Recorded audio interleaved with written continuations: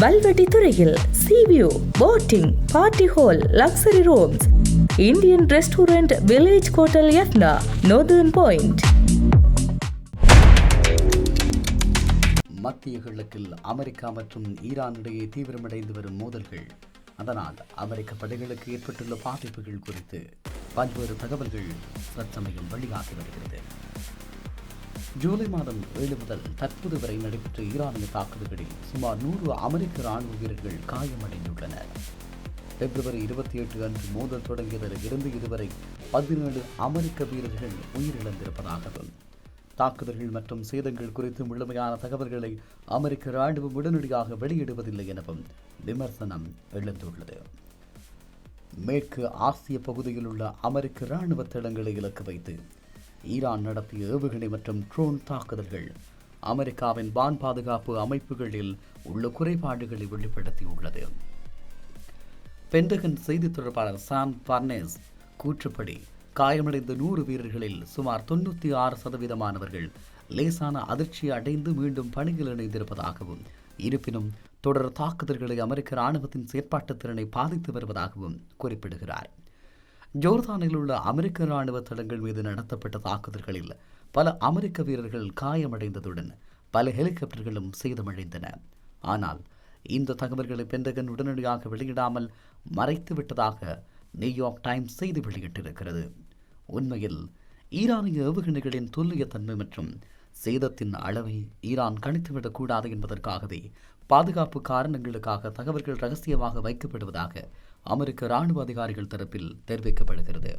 காயமடைந்த வீரர்கள் உடனடியாக பணிக்கு திரும்பும் போது மத்திய கட்டளை மையம் ஒவ்வொரு சம்பவத்தையும் பகிரங்கப்படுத்த வேண்டிய அவசியமில்லை என்று கூறப்படுகிறது. ஜோர்தானில் உள்ள முவாப் அல் சால்டி விமானப்படை தளத்தில் நடத்தப்பட்ட பாலிஸ்டிக் ஏவுகணை மற்றும் ட்ரோன் தாக்குதலில் 2 உயிரிழந்துள்ளனர். வட ஈராக்கில் சுட்டு வீழ்த்தப்பட்ட ஈரானிய ட்ரோனினுடைய வெடிக்காத பாகங்கள் அகற்றும் பணியின் போது ஏற்பட்ட வெடிவிபத்தில் மற்றொரு வீரர் உயிரிழந்துள்ளார். ஈராக்கின் குர்திஸ்தான் பிராந்தியத்தில் அமைந்துள்ள இர்பில் நகரில் உள்ள அமெரிக்க தூதரக பகுதியை இலக்கு வைத்து மீண்டும் ட்ரோன் தாக்குதல்கள் நடத்தப்பட உள்ளன. அமெரிக்க வான் பாதுகாப்பு அமைப்புகள் அந்த ட்ரோன்களை இடைமறித்து அழித்த போதிலும் அந்த பகுதியில் பலத்த வெடிப்புச் சத்தங்களும் புகையும் காணப்பட்டன. ஈரானின் தாக்குதல்களுக்கு அமெரிக்கா பதிலடி கொடுத்து வரும் சூழலில் ஹோர்மோஸ் நீரிணை பகுதி மற்றும் அதை சுற்றியுள்ள வளைகுடா பகுதிகளில் பாதுகாப்பு அச்சுறுத்தல் மேலும் அதிகரிக்கப்பட்டுள்ளது. குறிப்பாக அமெரிக்கா மற்றும் ஈரான் இடையிலான போர் சூழல் எந்த அளவுக்கு தீவிரப்பட்டுள்ளது என்பதனையும், வான்வெளி பாதுகாப்பில் அமெரிக்கா எதிர்கொள்ளும் சவால்களையும் தெளிவாக பேச முடிகிறது. தகவல் கட்டுப்பாடுகள் மூலமாக இராணுவ உத்திகளை அமெரிக்கா காப்பாற்ற முயன்றாலும் உயிரிழப்புகளும் தொடர் தாக்குதல்களும் பிராந்தியத்தில் அமைதியின்மையை மேலும் தீவிரமாக்கியுள்ளன.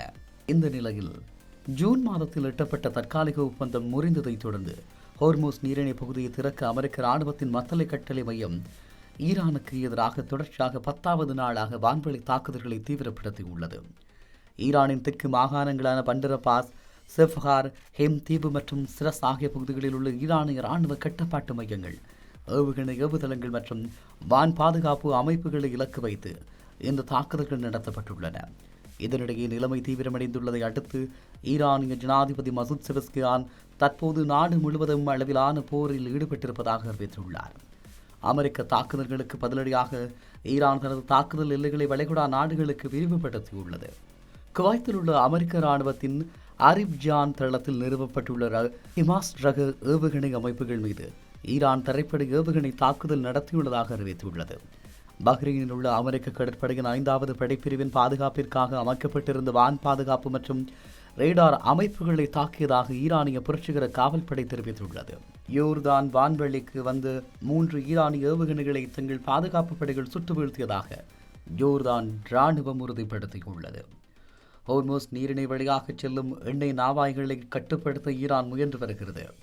முறையான அனுமதி சீட்டு இல்லாமல் செல்ல முயன்ற 2 எண்ணெய் நவாய்களை தடுத்து நிறுத்தியிருப்பதாக ஈரான் அறிவித்திருக்கிறது. இதற்கிடையே ஈரானிய துறைமுகங்களுக்கு செல்ல முயன்ற ஒரு வணிக கப்பலின் இயங்குதளத்தை முடக்கியும் 7 கப்பல்களின் பாதையை மாற்றியும் அமெரிக்க கடற்படை தனது கடல்சார் முற்றுகையை அமுல்படுத்தியுள்ளது. இந்த மோதலால் உலகச் சந்தையில் கச்சா எண்ணெய் விலை கடுமையாக உயர்ந்துள்ளதோடு உலகளாவிய விநியோகச் சங்கிலி பெரும் பாதிப்புக்குள்ளாகியுள்ளது. அமெரிக்க படைகளுக்கு ஏற்பட்ட உயிரிழப்புகளுக்கு ஈரான் பல மடங்கு அதிக விலையை கொடுக்கும் என அமெரிக்க அதிபர் டொனால்ட் ட்ரம்ப் எச்சரித்துள்ளார். மத்திய கிழக்கின் நிலைமை எந்த நேரமும் தீவிரமடையலாம் என்பதால் உலகம் முழுவதிலும் உள்ள அமெரிக்க குடிமக்கள் தீவிர விழிப்புடன் இருக்குமாறு அமெரிக்க வெளியுறவுத்துறை எச்சரிக்கையை விடுத்துள்ளது. ஒருபுறம் போர் பதற்றம் உச்சத்தில் இருந்தாலும் பாகிஸ்தான் அமைதி பேச்சாளராக செயற்பட முன்வந்துள்ளார். ஈரானிய உள்துறை அமைச்சர் பாகிஸ்தானுக்கு பயணம் மேற்கொண்டுள்ளமை தூதரக வழிமுறைகளுக்கு கதவுகள் இன்னும் முற்றிலும் மூடப்படவில்லை என்பதை காட்டுகிறது. அமெரிக்கா ஈரான் மோதலானது 2 நாடுகளுக்கு இடையிலான நேரடி தாக்குதல்களாக மட்டுமல்லாமல் வளைகுடா நாடுகளின் இறையாண்மை மற்றும் சர்வதேச வணிக பாதையான ஹோர்முஸ் நீரிழியின் பாதுகாப்பையும் கேள்விக்குள்ளாக்கியுள்ளது. போரை முடிவுக்கு கொண்டுவர சர்வதேச அழுத்தங்கள் அதிகரித்த போதிலும் 2 தரப்பும் பின்வாங்க மறுப்பதால் பிராந்திய நிலைமை பெரும் கொந்தளிப்பான கட்டத்தை எட்டியுள்ளது என்பது குறிப்பிடத்தக்கதாகும். உண்மையில் மத்திய கிழக்கினுடைய போர் நடவடிக்கைகள் என்பது உலகத்தினுடைய பாதுகாப்பு மற்றும் பொருளாதார சமநிலைக்கு மிகப்பெரிய ஆபத்தாக மாறியிருக்கிறது. இந்த நிலைமை மாற வேண்டும் என்பது தொடர்பாகவும் உலகத்தினுடைய பொருளாதாரம் மீளமைக்கப்பட வேண்டும் என்பதற்காகவும் பல்வேறு பேச்சுவார்த்தை முயற்சிகள் மேற்கொள்ளப்பட்டது.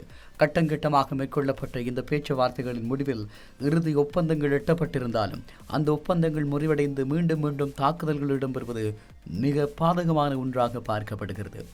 ஆரம்பத்தில் ஈரானுக்கும் இஸ்ரேலுக்கும் இடையிலான இந்த மோதல் என்பது அமெரிக்காவோடு தொடர்புபட்டு விஸ்தரிக்கப்பட்டது என்பதே உலக போரொன்றிற்கான சாத்தியப்பாடுகளை ஏற்படுத்தியது.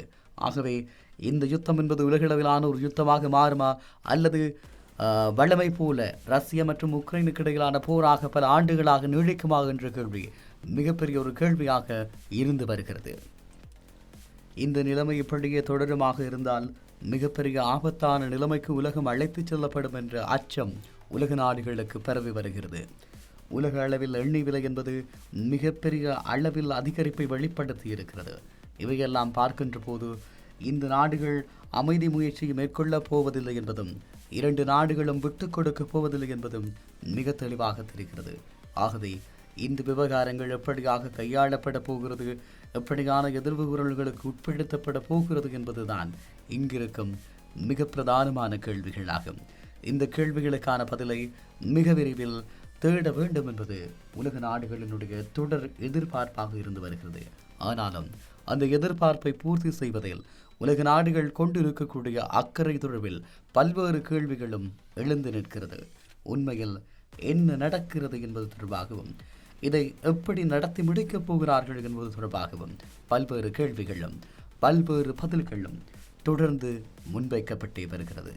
இவை எப்படி மாற்றமடையும், உலகத்தினுடைய பொருளாதார நிலைமைகள் எப்படியாக உருப்பெறப் போகிறது என்பது தொடர்பாகவும் பல்வேறு கருத்தியல்களை எடுகோள்களாக காட்ட வேண்டிய மிக முக்கியமான நாட்களை நாங்கள் இப்போது கடந்து கொண்டிருக்கிறோம். வல்வெட்டி துறையில் sea view, boating, party hall, luxury rooms, Indian restaurant, village hotel Jaffna, northern point.